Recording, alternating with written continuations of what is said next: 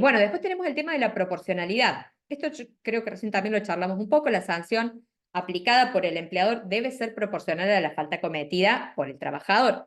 Para efectuar una correcta graduación de la sanción a aplicar, no solo se debe tener en cuenta la gravedad del incumplimiento del trabajador, sino también sus antecedentes, sanciones anteriores, por ejemplo, y su antigüedad, como también si la falta cometida ha sido reiterada.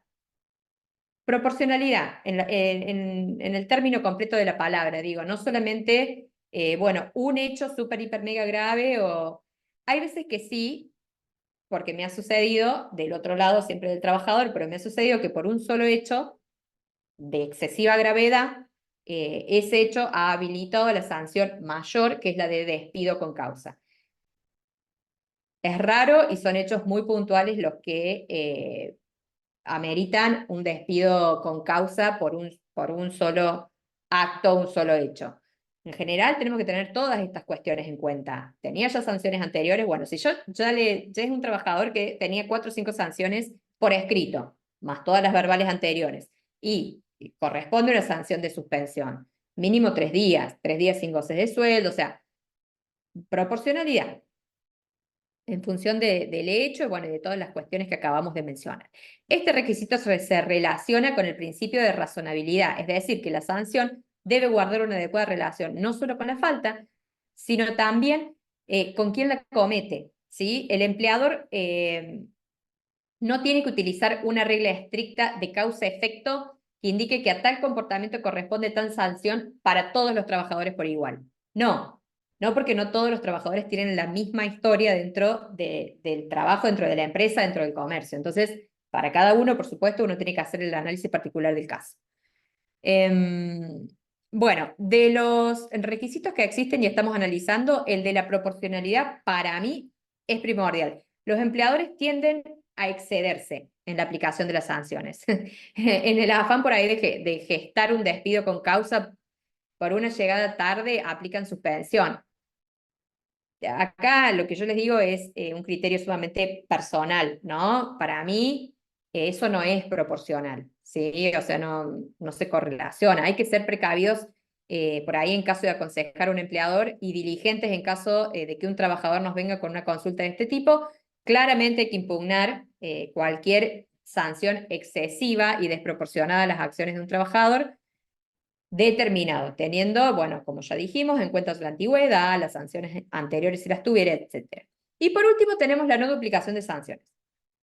El empleador no puede duplicar por la misma falta o incumplimiento del trabajador o sea, no puede aplicar más que una sola sanción. Rige el principio penal del non bis in idem en este caso. Por ejemplo, un trabajador que ya fue apercibido por faltar al trabajo sin avisar no puede ser suspendido a su vez por 2 días por la misma falta.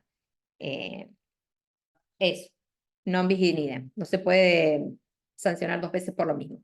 Otros requisitos que se deben respetar por parte del empleador al adoptar medidas disciplinarias son: debe expresar la causa de la sanción en forma clara, lo que implica que la causa de la sanción sea justa y que se determinen los hechos que la motivaron y la fecha en que ocurrieron. O sea, nada de redactar que clientes presentaron quejas por su atención. No, me han fundado despidos de esa forma. Me han fundado de un cliente con 14 años de antigüedad. Me fundaron un despido manifestando así, de forma genérica, que clientes, que hemos recibido quejas de clientes. No, un empleado con 14 años de antigüedad que sin sanciones previas, fundaron un despido con causa, trataron de fundar un despido con causa, manifestándolo de esa forma. No. En un caso así, ¿qué poner? ¿Qué hacer? ¿Cómo redactarlo? Bueno, ponemos que tal persona, en términos del cliente, nombre, apellido, que es un cliente asiduo del local, el día 23 de mayo del año 2023, a las 15 horas aproximadamente, presentó una queja, por ejemplo, manifestando que de forma grosera, irrespetuosa, y así detallamos, ¿sí? Las sanciones genéricas sin precisiones no están correctamente planteadas, no están correctamente redactadas y un colega se las va a impugnar y va a estar bien impugnado. no sé, bueno, yo lo van a ver por ahí en los modelitos que yo les he dejado, pero cuando se trata de sanciones hay que ser muy, muy explícito, sobre todo con la suspensión, porque como yo les decía al principio, estamos suspendiendo los haberes y el sueldo de ese trabajador. Entonces, no puede ser algo agarrado de los pelos, mal redactado, sin fecha, sin nombre, sin explicar concretamente cuál fue el acto que motivó la sanción, no. Bueno, por otro lado, el empleador debe comunicar la sanción por escrito, ¿sí? Ya sea carta documento o nota firmada por el trabajador. Esto es importante cuando se trata de sanciones de apercibimiento de escrito y, obviamente, suspensión. Ni hablar del despido con causa, ¿no? El despido con causa siempre por carta documento. Los despidos también se pueden instrumentar a través de escrituras públicas y en general se suelen instrumentar de esa manera cuando ya la relación laboral viene como compleja, o sea, ya está medio complicada la relación en sí, los empleadores suelen optar por la escritura pública a los fines de que ese trabajador sabiendo que o intuyendo que puede llegar a ser despedido, no tome acciones el mismo trabajador. Ejemplo, no mande telegrama laboral solicitando o reclamando una correcta registración. En el caso, claramente no van a despedir por carta de documento a alguien que esté en negro, pero alguien puede ser sí, ¿por qué no? Alguien que esté incorrectamente categorizado, que trabaje más horas de las que está registrado, puede estar registrado por media jornada y trabajar jornada completa, que no se le paguen las horas extras, que haga horario nocturno y no se le pague, que existan diferencias de haberes, etc.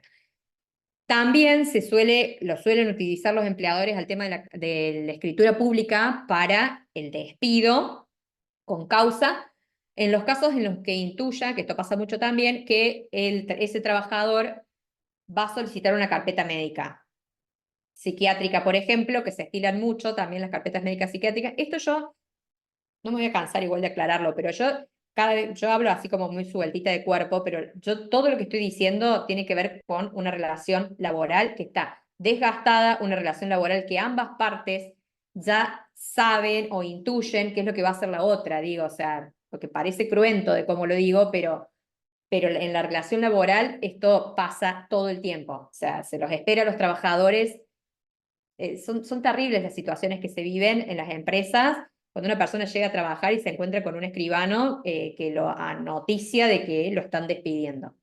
Y se da todo el tiempo, lamentablemente.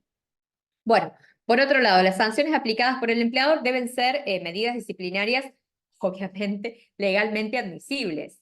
¿Qué quiere decir esto? Pues que quedan excluidas las que significan menoscabo a la dignidad del trabajador o abuso de derecho, las multas y las retenciones en las remuneraciones, por ejemplo, la modificación de los términos del contrato de trabajo, como se venía desarrollando, o cualquier medida que tienda a provocar su alejamiento de la empresa o que implique una discriminación y conculque el principio de igualdad de trato, ¿no? O sea, parece una tontera mencionarlo, pero como profesionales del derecho me parece importante que lo tengamos en cuenta, sobre todo porque no vamos a ser nosotros quienes apliquemos medidas que estén por fuera de la ley, pero sí podemos llegar a tener clientes empleadores que nos vengan con planteos que, bueno, que no están dentro de lo que indica la norma, ¿no?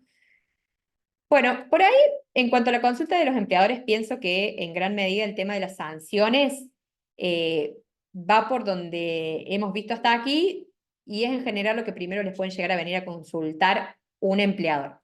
Tenemos también los casos en que ya nos viene en telegrama en mano, eso pasa mucho. Los que vamos a estos casos que pueden ser sumamente variados, ¿no? Los vamos a analizar en profundidad en la primer clase del taller, ¿no? Al cual por supuesto ya los invito, que lo vamos a dictar el miércoles y el viernes de esta semana. En la primer clase lo que vamos a ver es el intercambio epistolar, o sea, digo, es la plataforma fáctica de lo que vamos a ver en la segunda clase, que es la redacción de la demanda y el memorial de contestación de demanda y los ofrecimientos de prueba de ambas partes dependiendo, bueno, la mayor cantidad de casuística que podamos abarcar, sin perjuicio de que sabemos que, bueno, que el derecho laboral, la verdad es que cada caso es muy diferente a otro, pero bueno, hay cierta casuística que es un poco más genérica, que la vamos a ver, y en ese momento vamos a ver los casos de los empleadores que ya nos vienen con el telegrama para que nosotros los contestemos, Vamos a ver cómo redactar esa carta documento, cómo es la manera o la forma correcta desde lo técnico de hacerlo,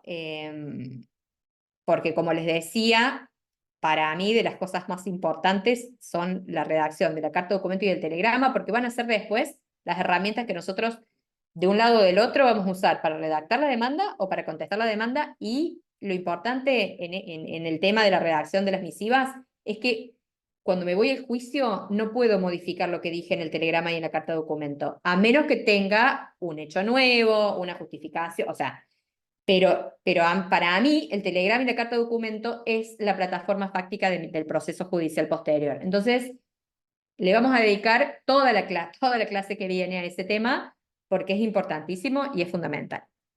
Ahora también me parece por ahí interesante que hablemos de los casos en que nos consultan los trabajadores, ¿sí?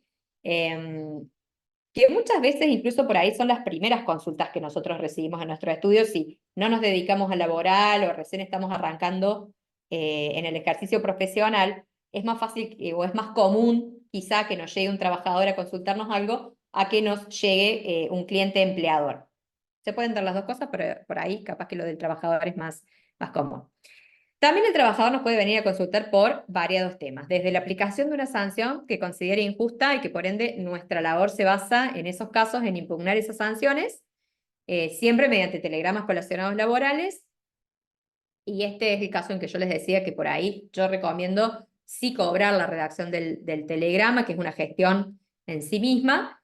No es una consulta que va a derivar de forma obligada en una demanda, por ende yo en el estudio lo suelo cobrar un use. O sea, creo que en Cava no se llama use, se llama UMA. ¿UMA? Sí, creo que es así. Y Uma se llama. ¿UMA? Bien, bueno. Esto también, digo, es a criterio de cada uno, ¿no? Después, si hay alguna posibilidad real de continuar con el proceso, a lo mejor pueden no cobrárselos, eso, bueno, cada uno lo ve. Dentro del material, perdón, del café, yo también les dejo un telegrama de impugnación de sanción, ¿sí? O sea, un telegrama en el caso de que les venga a consultar un trabajador para impugnar una sanción, yo les he dejado ahí a Juan un modelito de telegrama, insisto, siempre ustedes tómenlo como lo que es, un modelo que lo van a tener que adaptar a su caso concreto. Otra de las consultas habituales es en casos en que los trabajadores comienzan a percibir un trato, ahora nos vamos a poner del otro lado de la mesa, ¿no? Un trato más hostil por parte de su empleador o de los supervisores, cosa que los alerta de un posible despido. Y acá, nuestra injerencia de términos de consejo legal debe ser dirigida a consultarle las condiciones de la relación laboral que lo une a ese empleador. Me llega el trabajador a mi estudio, me dice, mira, yo la verdad que te vengo a consultar porque, no sé, hace 3, 4 años que trabajo en esta empresa, hace 2 o 3 meses yo noto que, no sé, me tratan diferente, yo me siento maltratado, me siento que los supervisores por alguna razón se han ensañado conmigo, etcétera, etcétera. Quiero saber qué hacer, si puedo hacer algo al respecto, cómo manejarme, qué hago de acá en más. Bueno, recién lo que les decía, acá nosotros lo primero que tenemos que decir a ese trabajador es consultarle las condiciones de la relación laboral. O sea, en primer lugar, más que nada, bueno, al principio, por supuesto, escucharlo, preguntar lo que lo trae al estudio, cuáles son las dudas o consultas, e ir tomando nota, ¿no? Y a medida que lo hacemos, que vamos charlando con nuestro cliente trabajador, podemos ir preguntando detalles.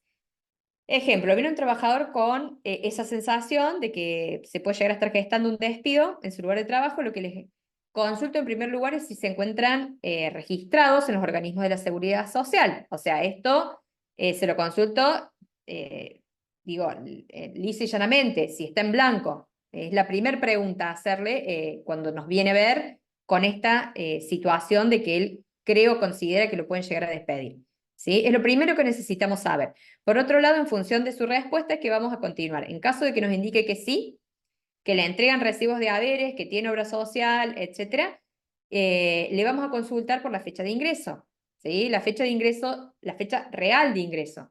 Y si cuenta con una copia de su recibo, vamos a verificar que la fecha real de ingreso sea la que figura en el recibo de haberes. Porque este dato nos va a servir para la confección del primer telegrama laboral, donde vamos a intimar a una correcta registración en caso de ser necesario y de corresponder. ¿Sí? Me parece que me quedé.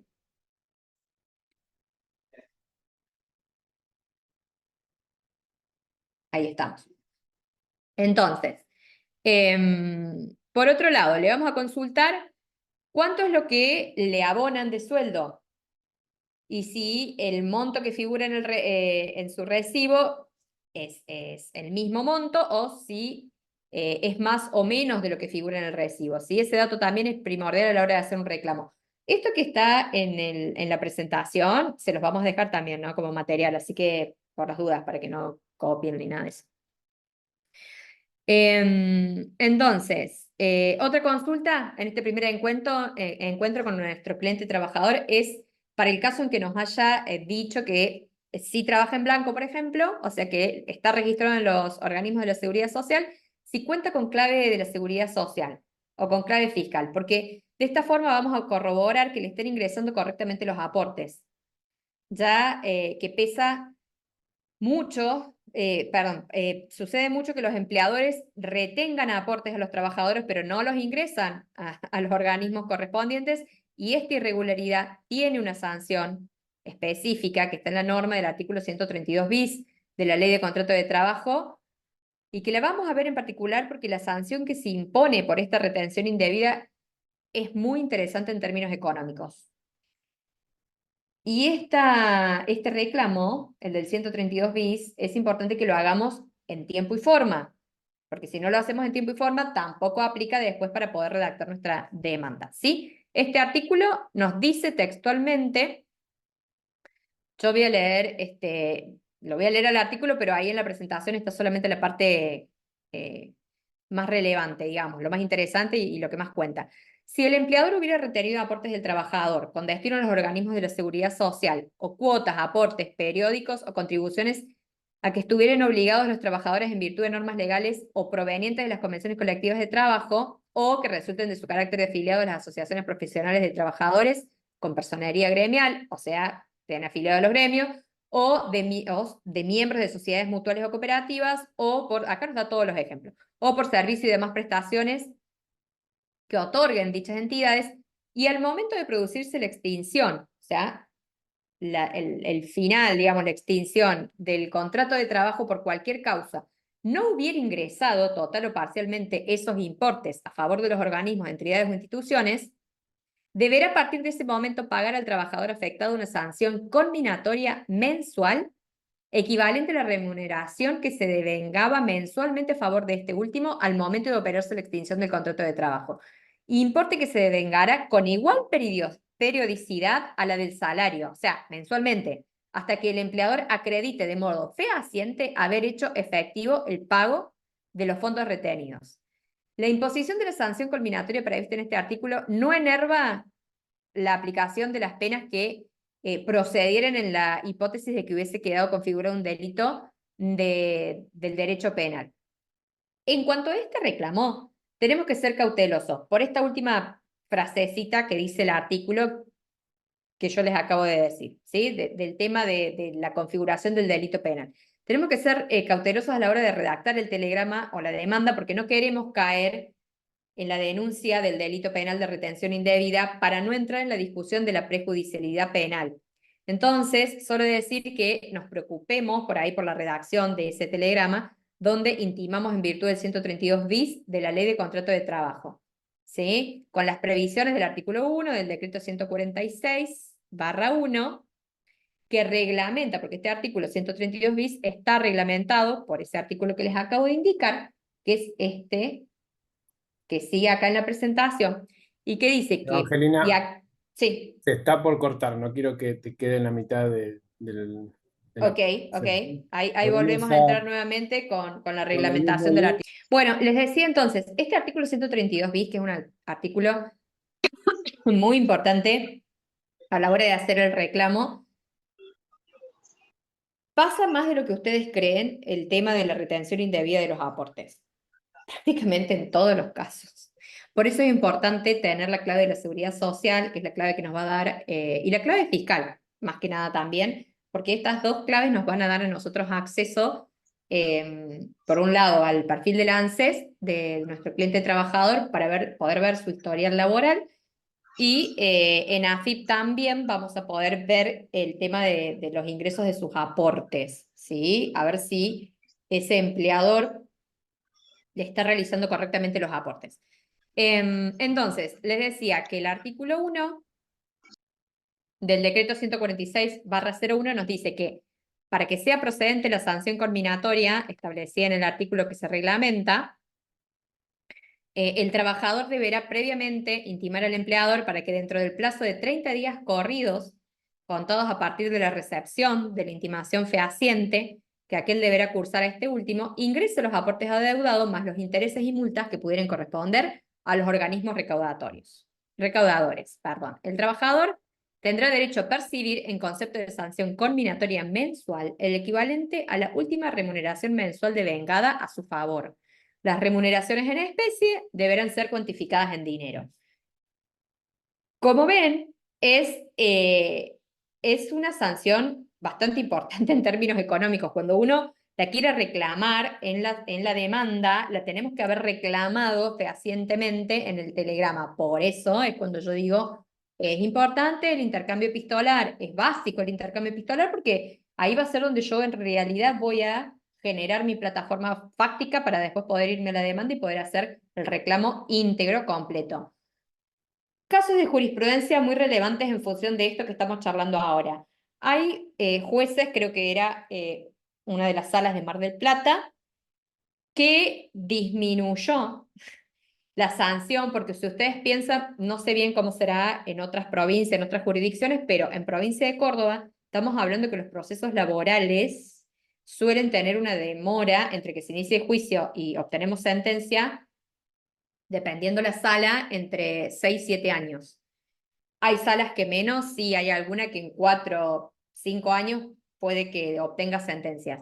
Estamos hablando de una sanción conminatoria de 1 mes de sueldo desde la retención indebida. Digo, son 6, 7 años de proceso judicial, al menos en Córdoba. Ojalá que en otras jurisdicciones no sea así, pero acá son esos los tiempos que se manejan, más toda la relación laboral. Porque, digo, la retención indebida se realizó a lo largo de la relación laboral. Entonces, una sala, no recuerdo el número de la sala ahora, pero una sala de Mar del Plata, por supuesto, disminuyó. Yo cuando lo solicito dentro de las demandas laborales, pido explícitamente, después los tribunales, ¿no? Digo, hacen lo que a criterio de cada tribunal y de cada sala le parece, pero yo no dejo de pedirlo, pido que se aplique de forma correcta el 132 y el artículo 1 de este decreto, que es el que lo reglamenta, sin disminución alguna, porque ese empleador, o sea, retuvo los aportes a los organismos de la seguridad social, ese trabajador no sé, porque convengamos que esos aportes, por más sentencia positiva o favorable que tenga el trabajador, los aportes no se van a realizar. No se van a realizar, por más que la misma sentencia mande a que esa sentencia sea notificada a la AFIP y a los órganos recaudatorios. Colegas, convengamos que son los menos de los casos. Yo no conozco ninguno, no se me ha dado a nivel profesional que hayan ingresado efectivamente los aportes, aun cuando haya sido resuelto de esa forma dentro de una sentencia. Entonces yo lo que pido es que se aplique de manera justa, correcta e íntegra. No quita que, bueno, por supuesto, el que termina resolviendo es el tribunal. Entonces, tenemos que las preguntas primordiales tienen que ver con cómo se desarrolla la relación entre las partes en caso de que esa relación laboral siga vigente.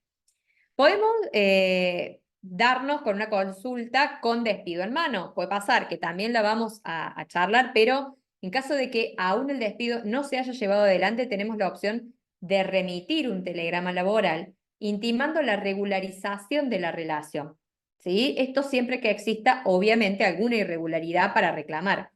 A fin de que ese empleador, sea cual sea la irregularidad, o le dé el alta en los organismos de la seguridad social, para el caso de un trabajador en negro o sin registrar, para que dé el alta en la fecha real de ingreso, para el caso en que lo haya hecho con posterioridad, o para que abone el real haber que figura en los recibos en caso de que no lo haga de esa manera.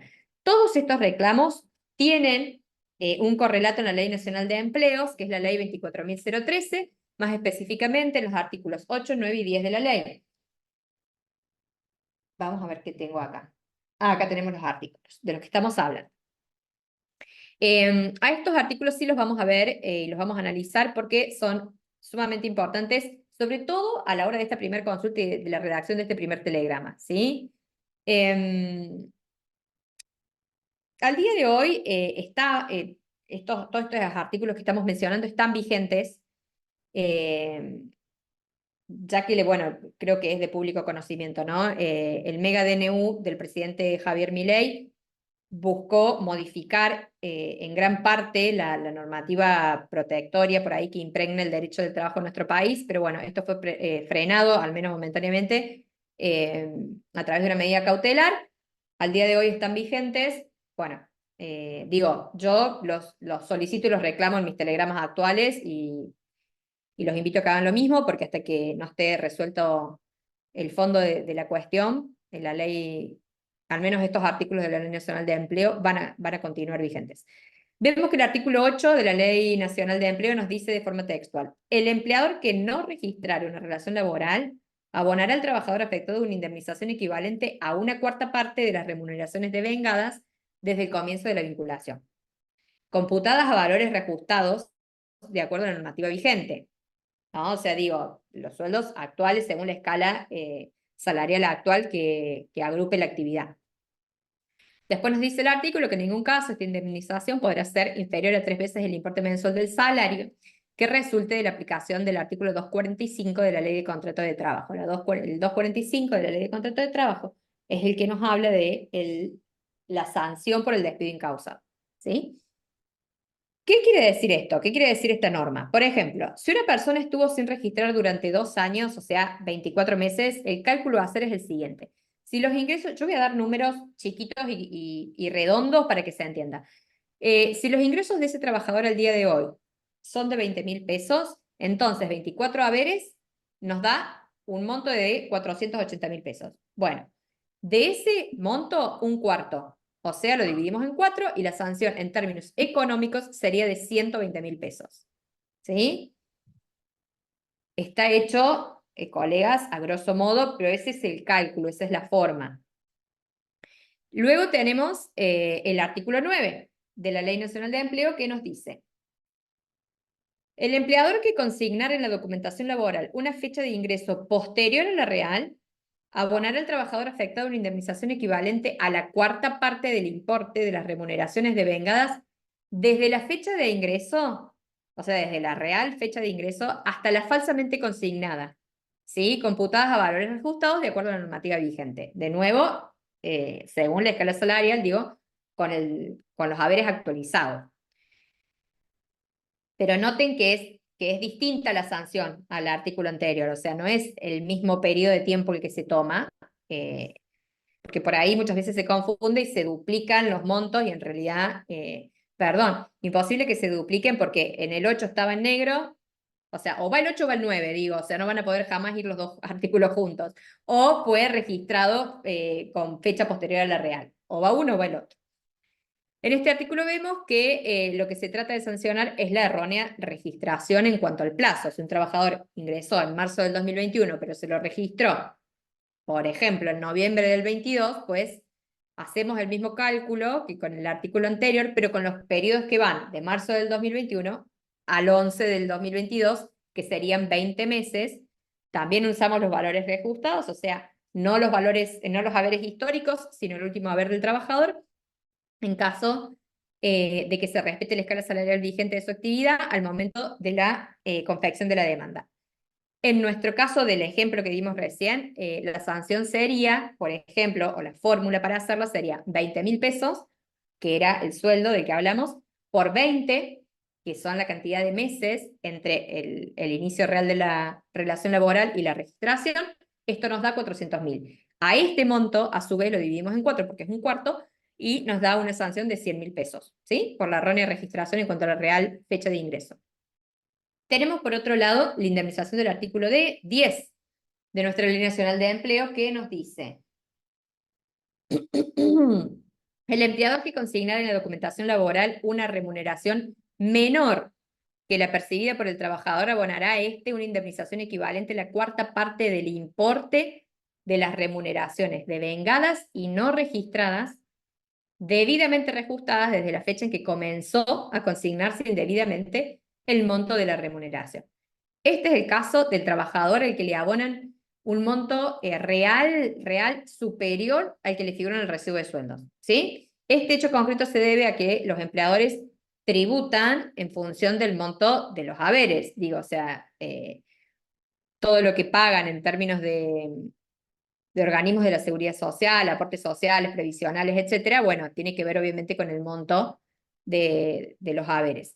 Abonan los aportes previsionales, obra social, etcétera, en función del monto de los haberes consignados en esos recibos. Si plasmas montos menores, pues pagan montos menores. Aquí la indemnización se calcula sobre las remuneraciones devengadas y no registradas, eso sobre la diferencia.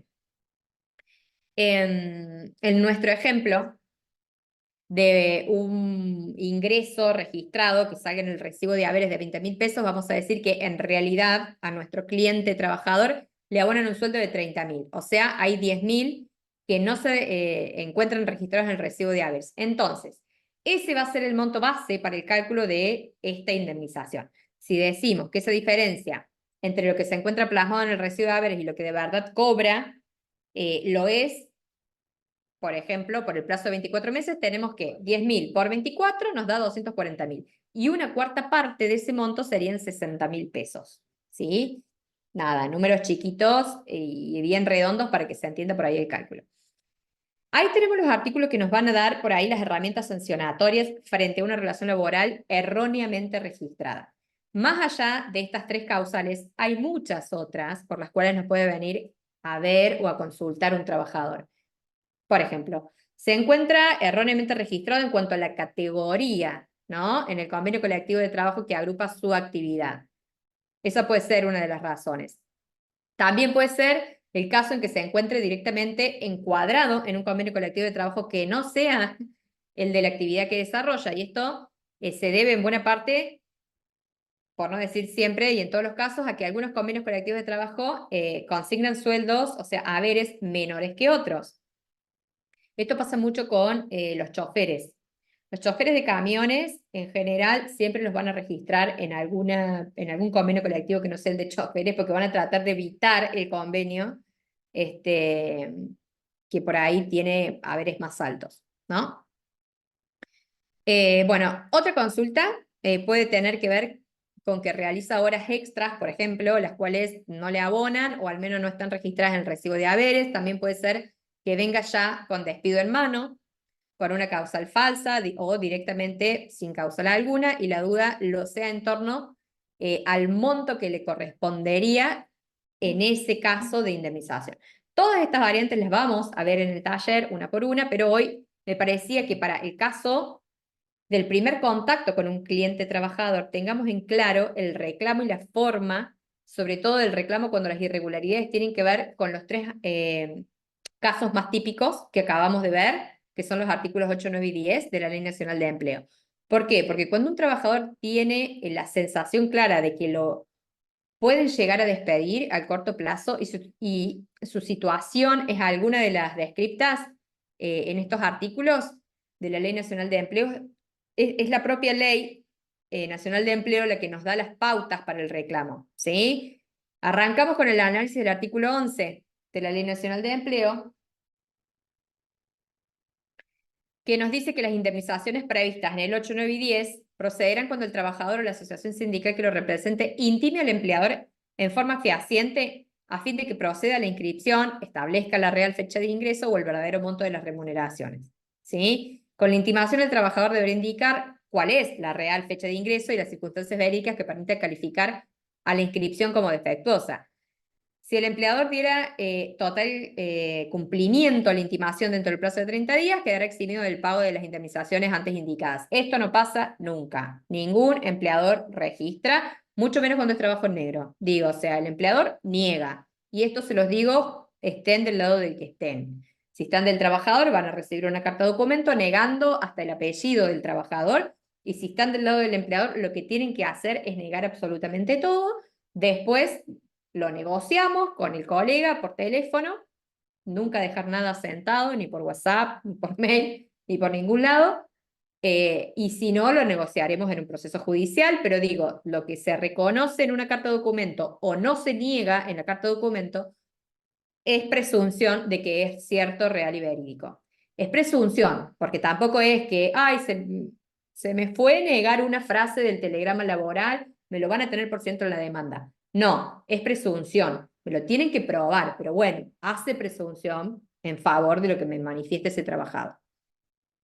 A los efectos de lo dispuesto en los artículos 8, 9 y 10 de esta ley, solo se computarán remuneraciones devengadas hasta los 2 años anteriores a la fecha de su entrada en vigencia.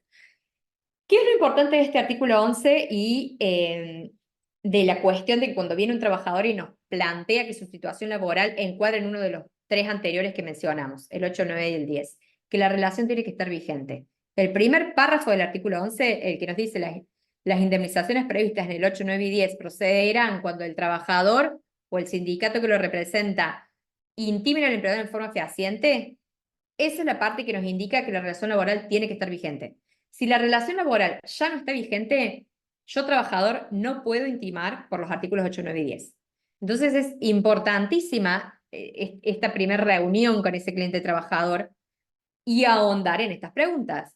Che, no, porque yo estoy en blanco. Bueno, pero ¿cuándo te dieron de alta? ¿Vos entraste y te dieron de alta? No, la verdad es que estuve 6 meses trabajando antes, o 3 meses, porque hay mucho mito urbano con esta cuestión del periodo de prueba, ¿no? Que todavía lo tenemos, son 3 meses, bueno.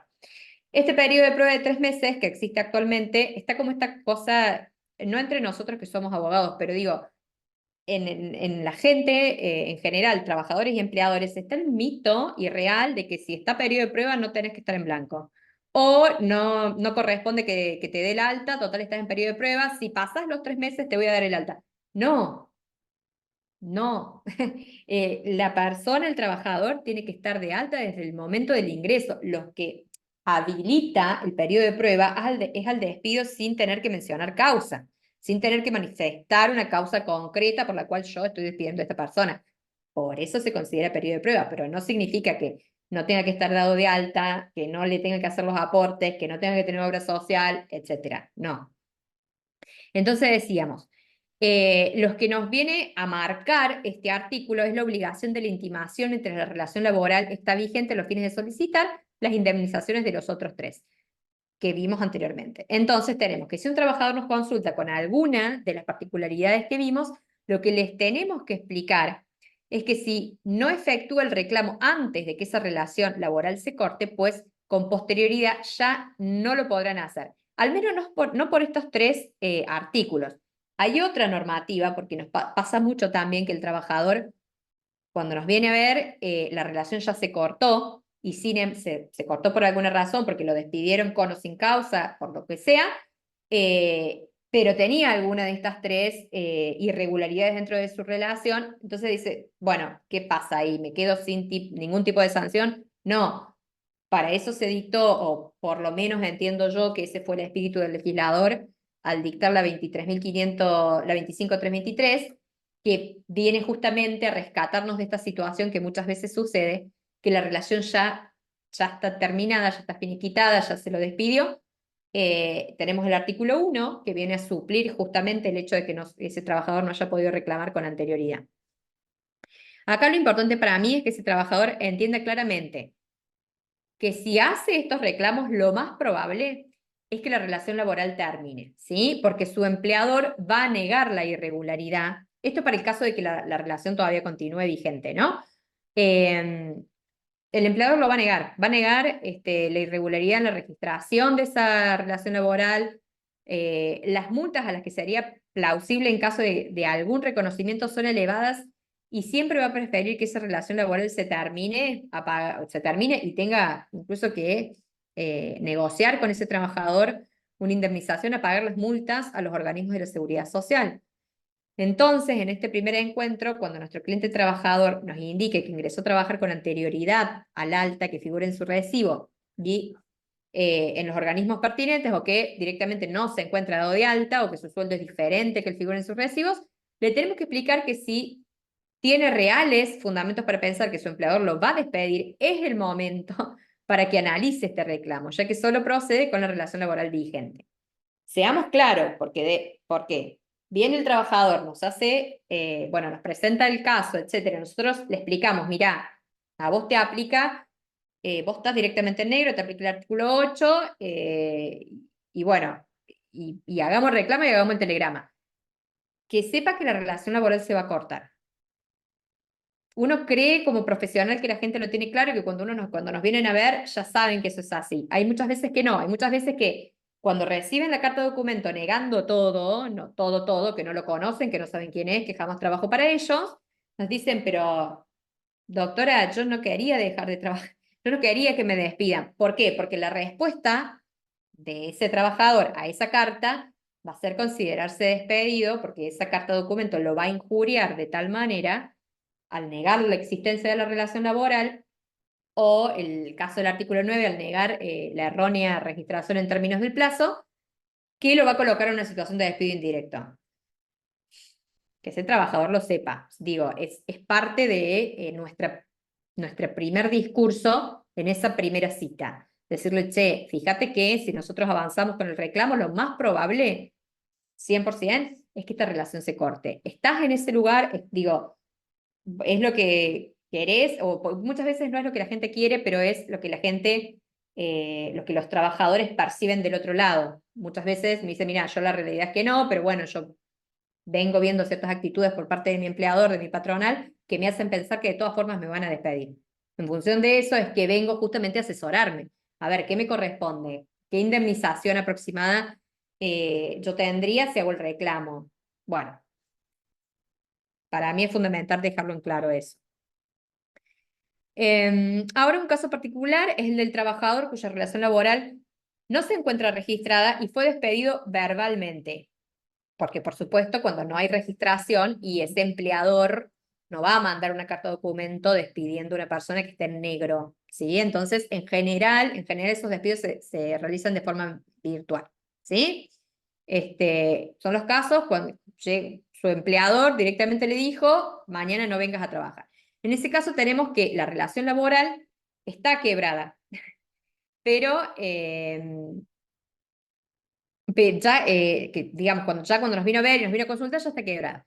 Pero como no estaba registrada, no juega la regla que dijimos recién, o sea, cuando hagamos el reclamo no vamos a decir que me despidieron de forma verbal o no habiéndome permitido, porque estas son frases que se usan mucho, yo las he visto en los telegramas, las veo bastante, no habiéndome permitido el ingreso en mi puesto de trabajo, no vamos a manifestar esto.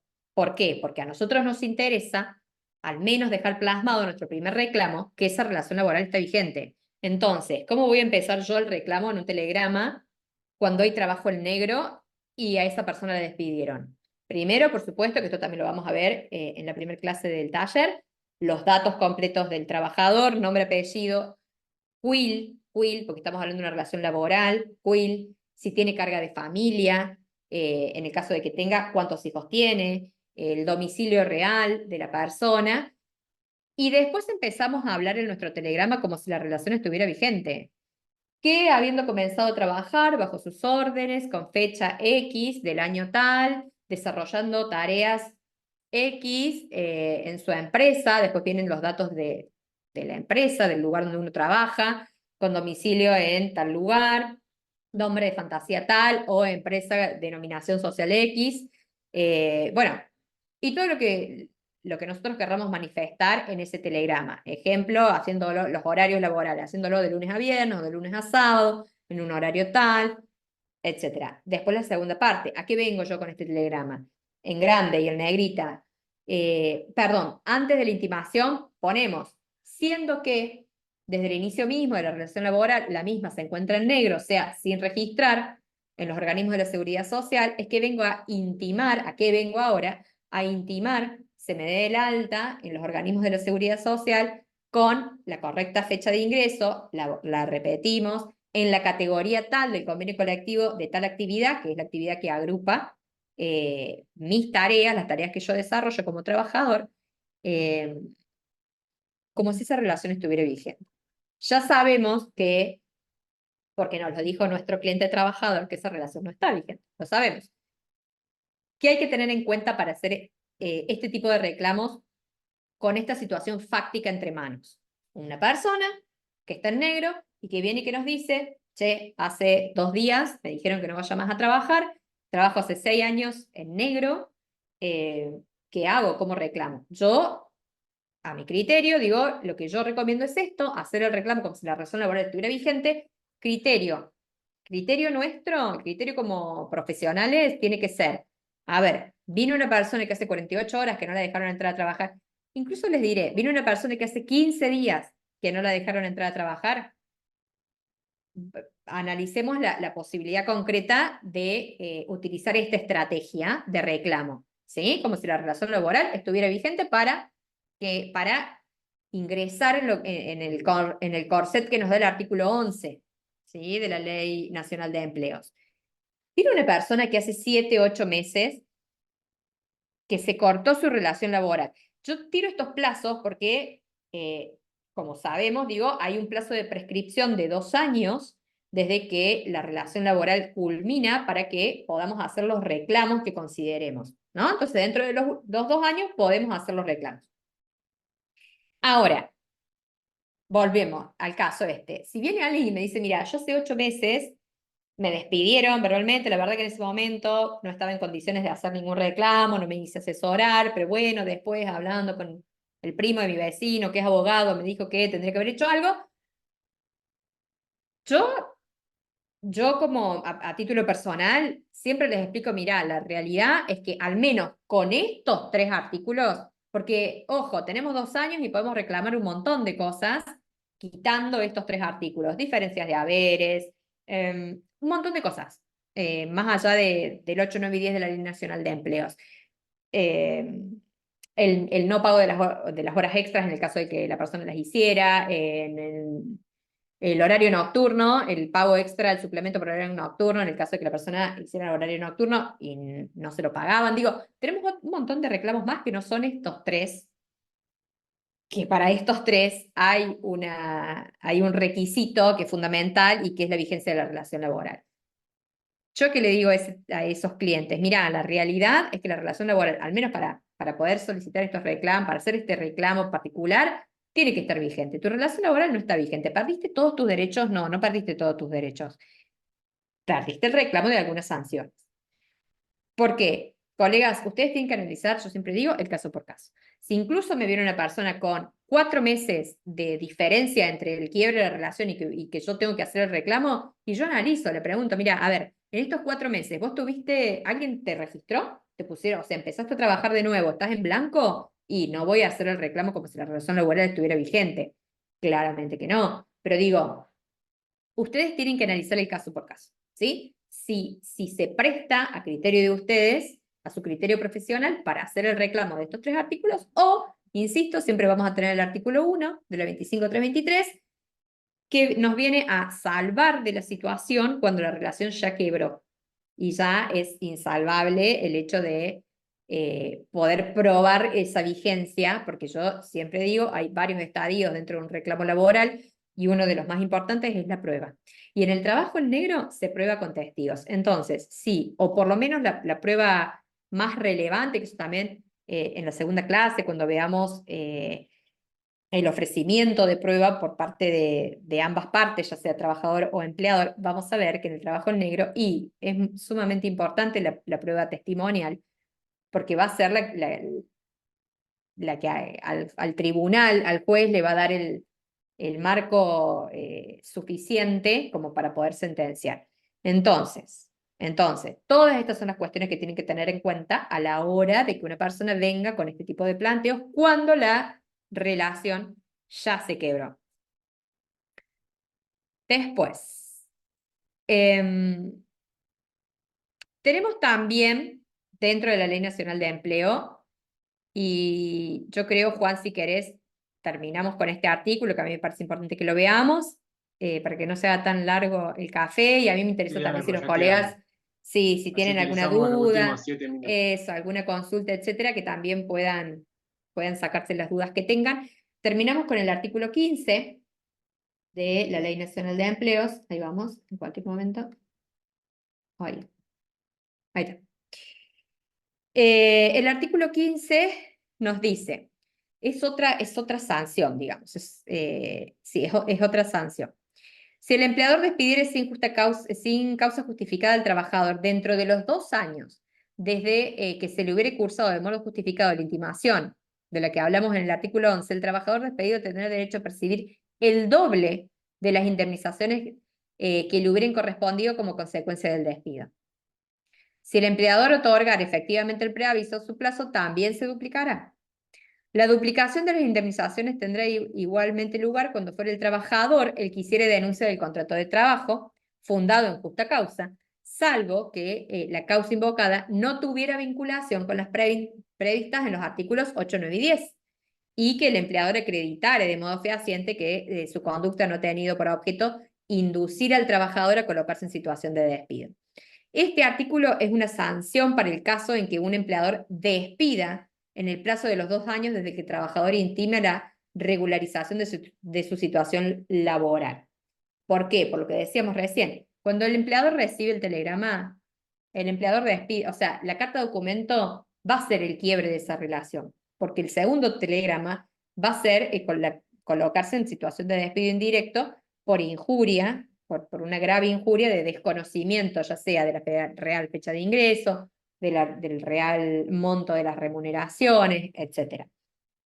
Entonces, este es un agravante que lo que busca es disuadir a los empleadores. ¿Lo consigue? Bueno, eso es criterio de cada uno. Yo creo que por ahí no sé si es la mejor forma, no sé si realmente es tan disuasoria como entiendo, creo que ha pretendido el legislador a la hora de redactar este artículo.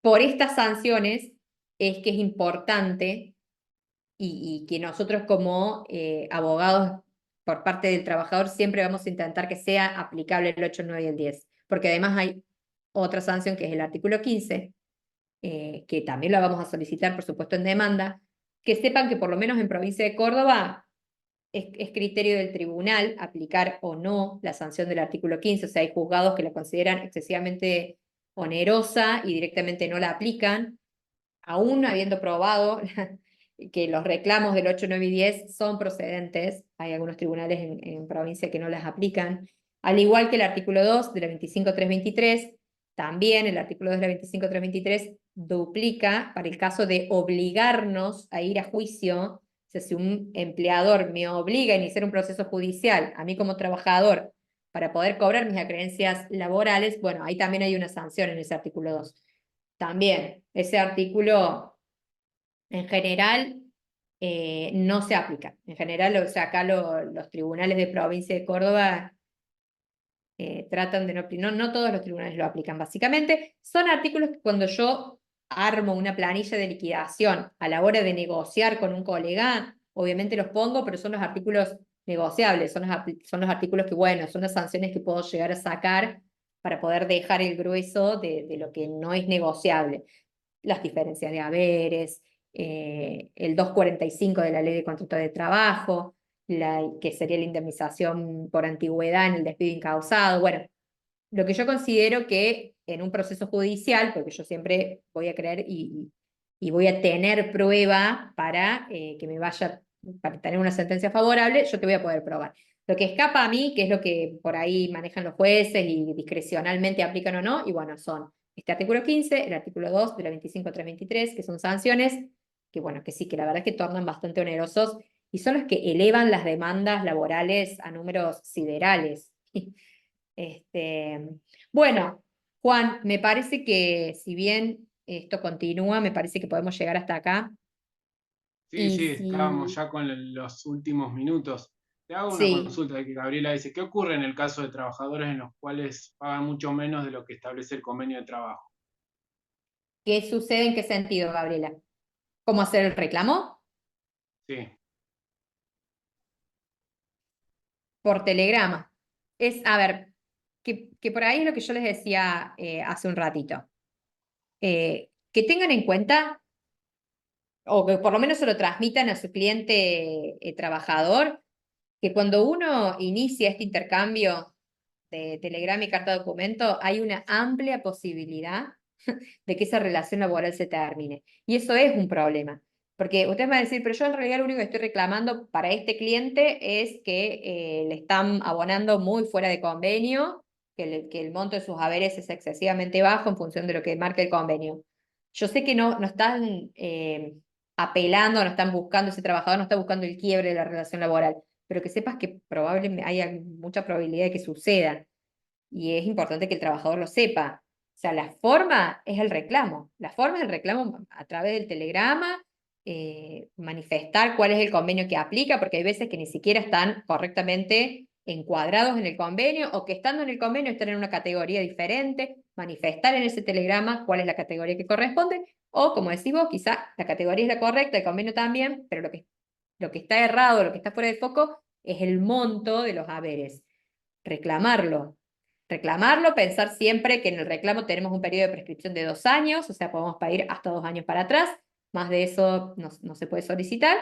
Eh, Bueno, Eva, pero nos bueno, estamos quedando sin tiempo, ¿sí? ok, Bueno, le agradecemos a todos por estar hasta el último momento. Muchas genial. gracias a todos, gracias Evangelina, que Por tengan favor, muy muchas buenas noches. gracias a ustedes, gracias por la atención y bueno, ojalá nos veamos el miércoles. Los espero todos.